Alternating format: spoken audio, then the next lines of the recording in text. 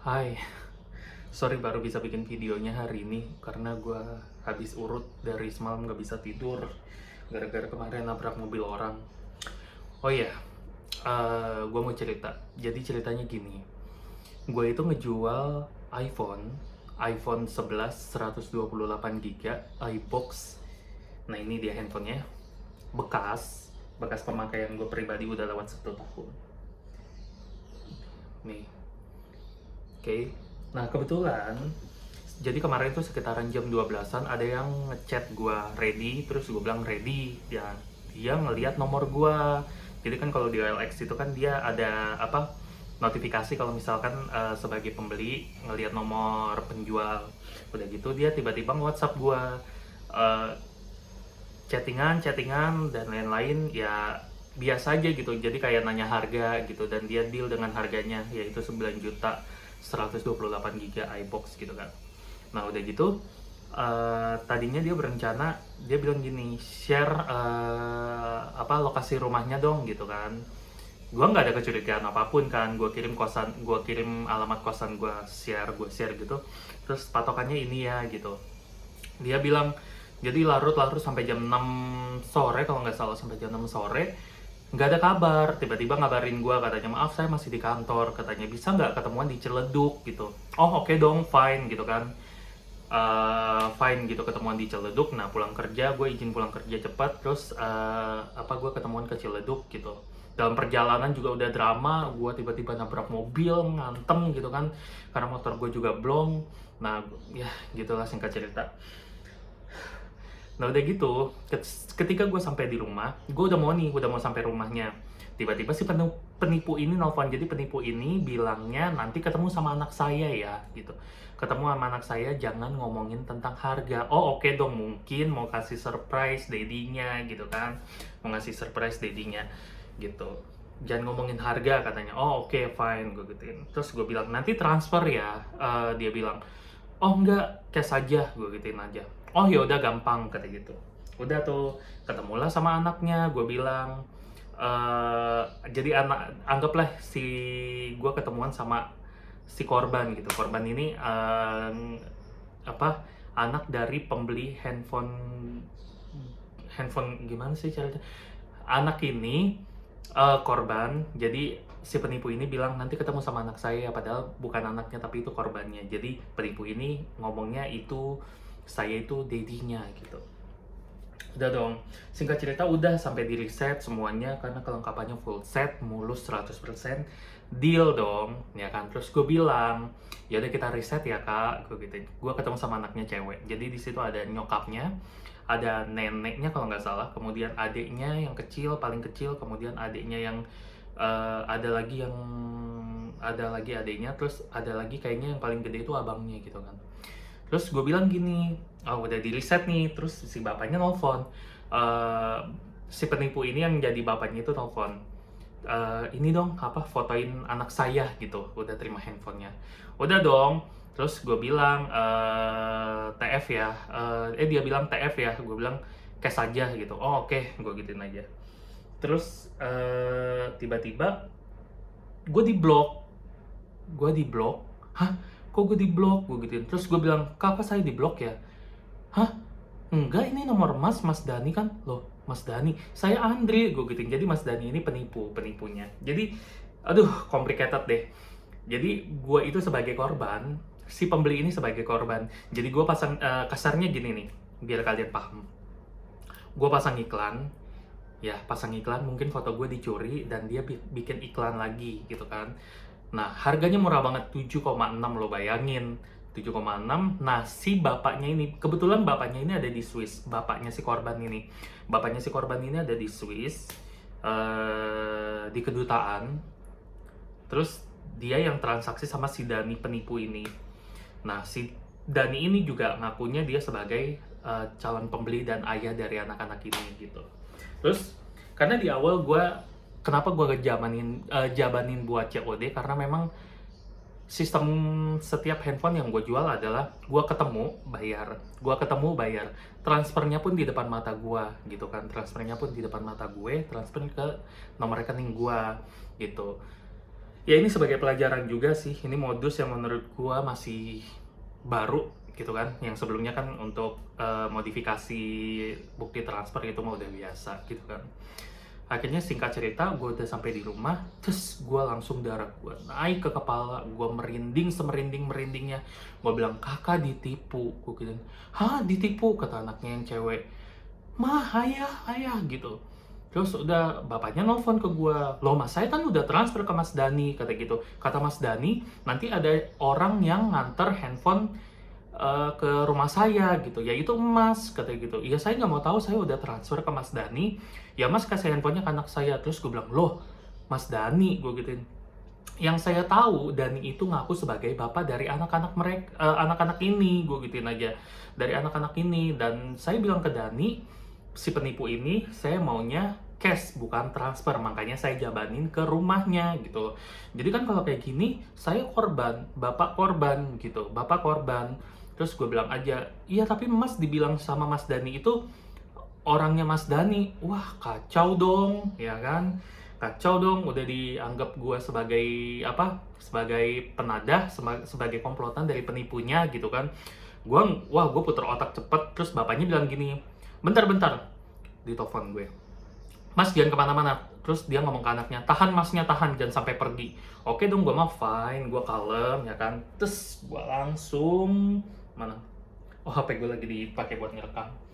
Gue langsung gue bilang ke Patrick kebetulan nemenin gue. Nomor Tante Neti, gue gitu. Terus gue bilang ke ibunya, gue ditahan dong, gue dituduh sebagai penipu, padahal di situ gue korban. Dia korban, gue korban gitu kan. Omongannya nggak enak banget bapaknya gitu kan. Saya nggak mau tahu bla bla bla, urusan mas sama Mas Dani, katanya gitu. Wah gue juga emosi tapi gue masih calm down, masih kalem. Gue telepon Patrick, telepon Tante Neti. Jadi kebetulan Patrick itu punya tantenya itu pengacara. Nah udah gitu singkat cerita gue telepon sama Tante Neti, ngejelasin kamu nggak usah takut, kamu itu korban. Dan kalau kamu korbannya si pembeli ini ngelaporin kamu, ya kamu di mata hukum cuma saksi, karena transaksinya, bukti akunnya kamu masih pegang kan? Oh masih pegang tante, gue gituin. Dan itu akun saya bukan atas nama Dani tapi Andri Mandru, gue gituin. Terus oke, gampang. Intinya kamu semua chattingannya jangan dihapus, transaksinya juga si korban ini yang udah transfer juga jangan sampai hilang, katanya kalau emang dia mau ngeproses gitu kan. Terus gue panik kan, terus saya gimana? Saya ditahan oh nggak bisa dong, di mata hukum kamu itu korban gitu, dan kamu itu sebagai saksi sebenarnya gitu. Kalau mereka ngapa-ngapain kamu ya mereka juga punya bakal bermasalah sama hukum gitu kan. Terus udah dong gue bilang, tante saya nggak mau lama-lama di sini gitu. Ini juga udah hujan, bisa nggak tante sebagai penasihat hukum saya atau lawyer gitu kan, bantu saya untuk ngomong ke ibunya ini gitu, kalau mau diselesainya seperti apa gitu. Oh gini aja, kamu kalau mau lapor polisi hari ini gitu kan, lapor polisi hari ini bareng sama mereka. Oke dong. Akhirnya tantenya Patrick telepon ngomongin sebagai lawyer, dan nggak ada hak sepenuhnya buat menahan gue atau gimana gitu kan. Akhirnya gue sama anaknya, kebetulan ibunya juga sakit, gue juga sangat kasihan gitu. Ibunya sakit, koyoan semuanya. Udah gitu kita ke kantor polisi. Di kantor polisi kita nggak bisa bikin laporan karena ini bersangkutan dengan ITE, jadi nggak bisa di kantor polisi biasa. Gue nggak tahu ya, gue tuh buta hukum gitu, buta undang-undang atau pasal dan lain-lain gitu kan. Cuma yang mengenai action yang harus gue lakukan, ya gue nggak buta-buta banget. Makanya gue langsung telepon Tante Neti, tantenya Patrick sebagai lawyer. Nah singkat cerita, kita di kantor polisi. Di kantor polisi itu gue mediasi sama anaknya. Anaknya ini cukup dewasa. Dia bilang, maaf ya mas, maafin ayah saya gitu. Iya saya juga agak gimana ya, saya tuh niatnya jual bukan penipu, tapi kenapa saya harus ditahan di rumah gitu, dan ini nggak mengenakan banget. Iya saya paham gitu, maaf ini pertama kali kita beli di OLX katanya. Kita pertama kali beli di OLX. Dan ini sejujurnya juga pertama kali pengalaman gua dapat kasus seperti ini. Maaf ya mas, oh oke, gue gituin, fine, nggak apa-apa. Kita ke kantor polisi, kita bikin surat laporan gitu. Akhirnya ke kantor polisi juga kita ditolak karena memang ITE dan nggak bisa di kantornya. Gue nggak tahu memang itu peraturannya seperti itu atau gimana, gue juga nggak tahu. Akhirnya kita mediasi sama polisinya. Terus gue sebagai penjual, terus ditanya akunnya punya sendiri. Iya, punya sendiri, email sendiri, bukan atas nama Dani, si penipu tersebut. Kamu dari mana? Dari BSD. Jauh banget ke Ciledug. Iya, namanya gimana ya? Si Patrick ini udah ngambil handphone, iPhone 12 Pro. Itu juga pakai uang gue sebenarnya. Jadi uang gue tuh ada di ATM tuh ada 9 juta. Nah, ini nih mau dijual 9 juta. Pakai uang gua, oke katanya. Pikiran gua adalah nanti malam laku, uang gua bisa kembali lagi gitu kan. Akhirnya enggak ya, ketipu gitu. Karena ya udah pakai uang gua bersemangat gitu kan. Terus gue jelasin ke polisinya. Oh oke, kata gitu. Terus kamu siapa yang transfer katanya? Ayah saya. Ayah kamu di mana? Di Swiss. Hah? Di Swiss? Pakai mata uang Swiss atau apa? Oh enggak, pakai ATM ibu. Jadi kayaknya sih yang menurut percakapan mereka itu gue bisa simpulkan adalah jadi ATM ibunya ini ada ayahnya juga dapat mengendalikan secara penuh juga karena mungkin tahu e-bankingnya dan lain-lain, karena yang transfer itu ayahnya menggunakan ATM ibunya di Swiss. Oke, singkat cerita, udah kayak gitu, jadi polisinya bilang, nggak bisa kayak gitu ayah kamu. Mas ini korban, kamu juga korban, kata gitu. Sebenarnya yang dilakukan masnya ini, maksudnya, yang dilakukan masnya ini ke rumahnya si pembeli ini udah benar gitu. Dan masnya juga maunya ngomongnya cash gitu. Makanya dia mau ke rumahnya. Nah, ayah kamu kenapa transfer, katanya. Terus sudah tuh, dia juga bilang, ya saya nggak tahu kronologinya karena ayah saya yang pesen di OLX gitu kan.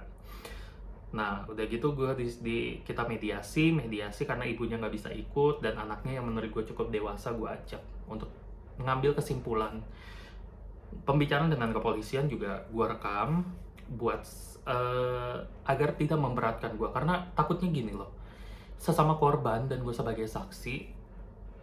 Ini kan gue itu nggak ada komplotan dan lain-lain. Ini pure account gue, ini pure handphone gue, dan gue nggak kenal yang namanya Dani itu. Sekarang gini, logikanya gini, dia tahu namanya Dani, tapi transfernya itu atas nama cewek gitu, gitu kan. Ya gue sangat menyayangkan itu juga, ya ini juga sebagai pelajaran buat gue gitu. Gue nggak mau diri gue tersudutkan dan diberatkan, makanya gue ngerekam pembicaraan mediasi kita sama kepolisian sama anaknya yang menurut gue udah cukup dewasa untuk paham mengenai ini semua. Oke, singkat cerita lagi, akhirnya kita keluar, terus gue bilang, jadi gimana gue gitu, jadi gimana kalau misalkan, gue bilang ke anaknya nih, kalau misalkan ibumu mau kasus ini diperpanjang, ya berarti memang ibu harus melakukan pelaporan di cybercrime ITE di kantor Polda Metro Jaya samping Senayan, ya.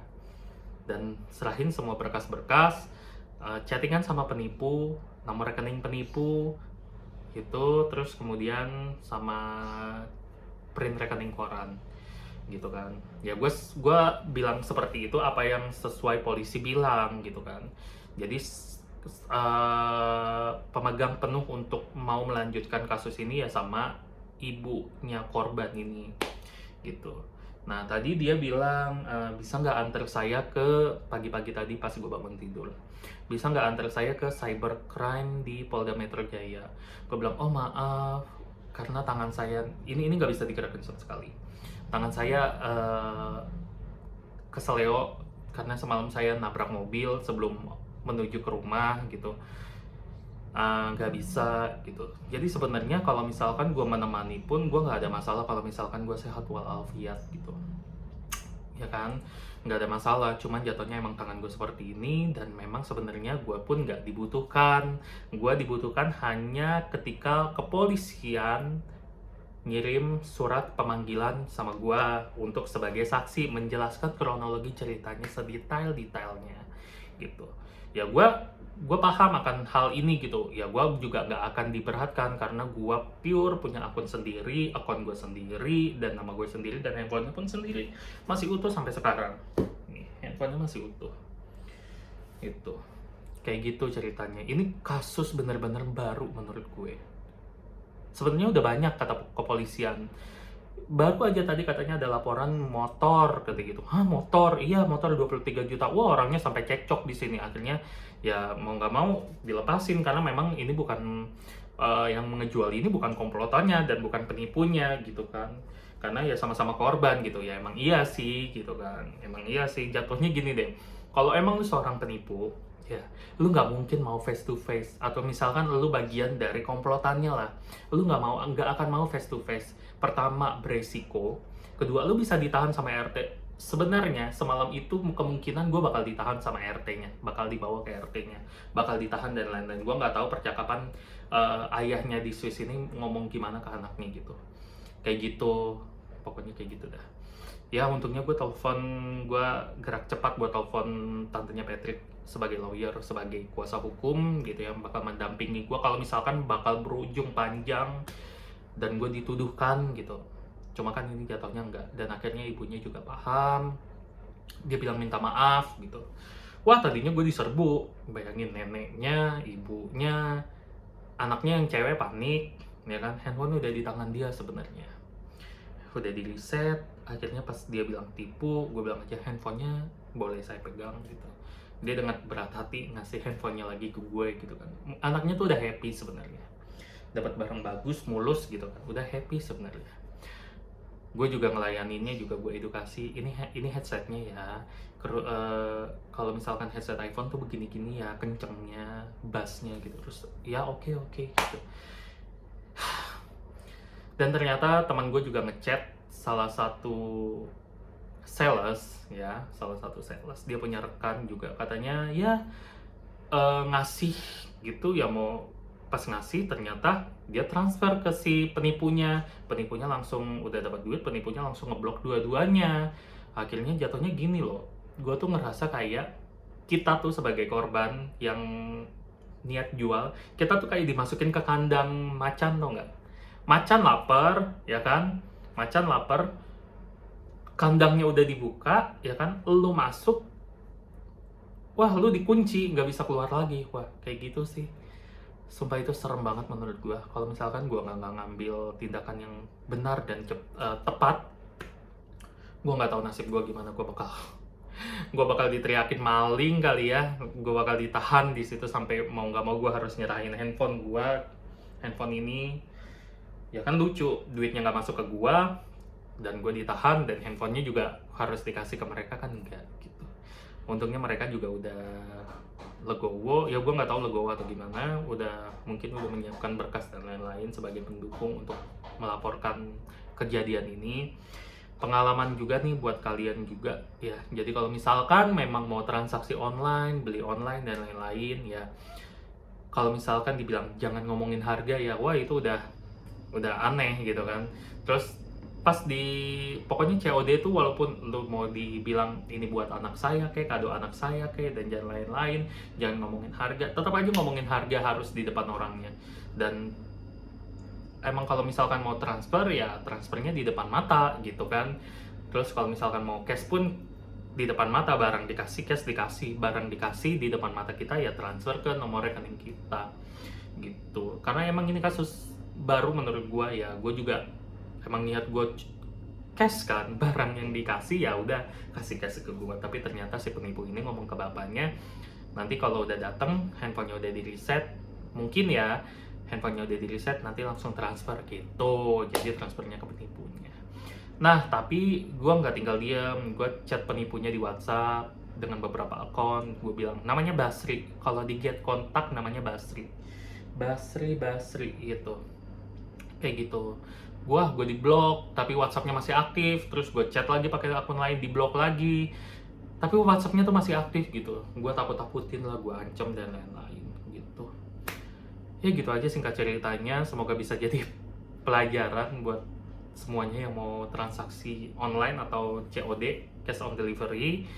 Ya pastiin juga pembayarannya kalau mau transfer di depan mata, dan jangan sampai lu masuk ke lingkaran yang kayak gue bilang dan lu dituduh sebagai komplotannya. Ya jatuhnya gini, pintarnya gue adalah, oh gue nggak mau nyerahin ini handphone walaupun sedigertak seapapun, gue akan nggak akan mau nyerahin ini handphone karena duitnya nggak masuk ke gue, karena gue nggak buta banget hukum, kecuali undang-undang atau pasal itu gue buta. Ya tapi ya, tindakan gue menurut gue udah benar gitu. Gue juga udah konsultasi sama tantenya Patrick yang sebagai lawyer, ya tindakan kamu udah benar, kamu cuma sebagai korban dan saksi, tidak ada yang memberatkan. Dan gue juga udah komunikasi sama ibunya, dan ibunya juga bilang minta maaf. Ya itu aja pelajaran juga buat semuanya. Hati-hatilah ya zaman kayak gini, niatnya baik, COD baik, ngasih edukasi, karena memang gue nggak buta banget masalah smartphone, gue nggak buta. Gue edukasi, ini ya, ini buktinya original begini ya, begini ya, begini ya, gitulah ya. Nggak semua niat baik bakal terbalaskan baik, bisa aja niat baik dibalas dengan kejahatan. Ya pokoknya lebih aware, hati-hati, karena ini juga menurut gue kasus yang baru gue tahu gitu loh, dan gue bakal lebih berhati-hati lagi tuh. Thank you udah mau dengerin, dan mungkin udah mau nunggu cerita gue kronologinya gimana. Makasih udah doanya juga, makasih semuanya, sebagai bisa buat pelajaran. Bye.